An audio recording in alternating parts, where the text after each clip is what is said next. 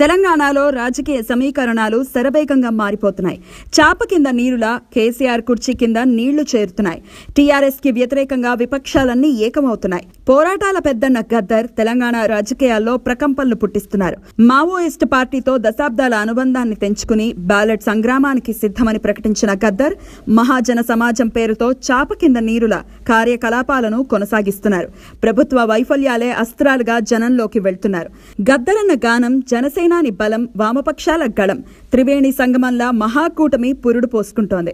జనసేనానితో జతకట్టేందుకు సిద్ధమంటున్న గద్దర్ కామ్రేడ్లతో కలిసి ఐక్య కూటమి వైపు అడుగులేస్తున్నారు. సామాజిక తెలంగాణ సాధన కోసం కలిసి వచ్చే అన్ని శక్తులను ఏకం చేస్తానంటున్న గద్దర్ జనసేన అధినేత పవన్ కళ్యాణ్ కు స్నేహహస్తం అందించారు.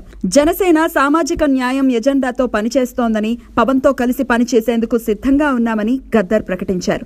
అయితే తన రాజకీయ పార్టీ నిర్మాణంపై గద్దర్ స్పష్టత ఇవ్వకున్నా పార్టీ పెడితే ఎలా ఉంటుందన్న దానిపై ఆయన క్షేత్రస్థాయిలో చర్చిస్తున్నారు. పార్టీపై స్పష్టత ఇవ్వకున్నా అంబేద్కర్, పూలే భావజాలంతో ప్రజల్లోకి వెళ్లనున్నట్లు ప్రకటించారు. అయితే గద్దర్ తెలంగాణ రాజకీయాల్లో ఏ మేరకు ప్రభావం చూపిస్తారో చూడాలి.